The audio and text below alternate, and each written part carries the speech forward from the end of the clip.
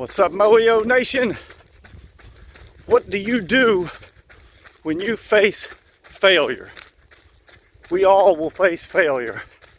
Whether you call it failure or something else, we all will face a time when we don't live up to the expectations that we had. Well, what do you do when that happens? That's what we've been talking about all this last week. And my challenge to you was that we need to learn to turn fail into fuel. To turn those things that we consider as failure, or the world considers as failure, and instead of letting them pull down our mind and bring us to our knees, we take those experiences and we use them as fuel to burn in our engine to push us farther. And I gave you 4 steps to turn fail into fuel. Talked about step 1 was fine-tuning your focus. Don't focus on the failure. Don't focus on what happened and let it drag you down. Fine-tune your focus on what needs to happen now to move forward, to succeed. Step 2 was understand what happened, understand the event. Take the time to evaluate it. Understand why you didn't meet your expectation. What happened? Step 3 was elevate your mind. Sometimes we just have to work smarter. Sometimes we have to work from a different angle, but elevate your mind. There's a quote that says, the definition of insanity is doing something and failing and then continue to do it over and over again the same way. We've got to elevate our thinking. And then the last step was live it out. If you fine-tune your focus and you understand what is going on and you elevate your mind, but you fail to put forth any effort to live it out, then you're right back where you started from and you haven't made any progress. So those are the 4 steps. Today I want to talk to you about an important character quality in turning fail into fuel. And that character quality is humility. Humility is something that is sometimes difficult because humility requires us to take a serious look at ourselves.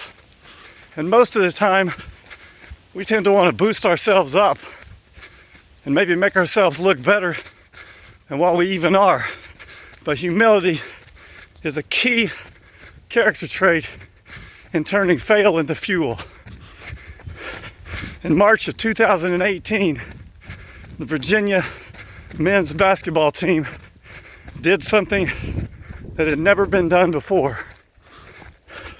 Something that I didn't think would ever happen. They were the number 1 seed in the NCAA tournament. And they played a number 16 seed in the first round. And a number 1 seed had never lost to a number 16 seed. Never had happened. But on that night, things just didn't work out for Virginia. Their shots weren't falling. The other team was red hot, had all the confidence in the world. And on that night, Virginia became the first ever number 1 seed to lose in the first round of the NCAA tournament.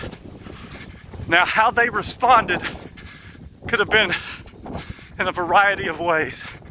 And how they responded would definitely affect how they went into the future. But on that night, the head coach took 2 of his great players, the sophomore guards, and he decided to take those 2 and him and go to the press conference.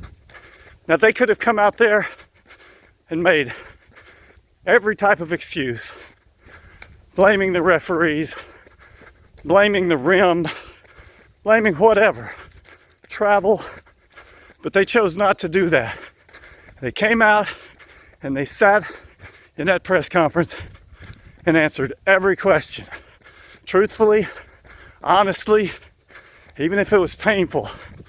And they showed incredible humility, showing that they were not the best team that night, that they had deficiencies, and they had work that had to be done. Their season was over, but they had work that had to be done. There was no excuses. The way they responded was a clinic in the way to respond after a failure. And their humility soaked in and drove them as they began to prepare. And they went hard work immediately. 1 year later, in 2019, that same team went back to the NCAA tournament and roared right through the tournament and won the national championship. They took that failure, accepted it as what it was, fine-tuned their focus on what was needed to be done now. They understood what happened that night. They elevated their mind and they began to live it out. And it started with humility, understanding that, hey, everybody said we were the best, but maybe we weren't the best. Maybe we have work to do. And they went to work. And that humility set them up to put themselves in a position to live it out and to work. And the next year, just 1 year later, they literally turned fail into fuel. And they made the most of their opportunity. And that's what we have to do. So let's moyo everywhere we go.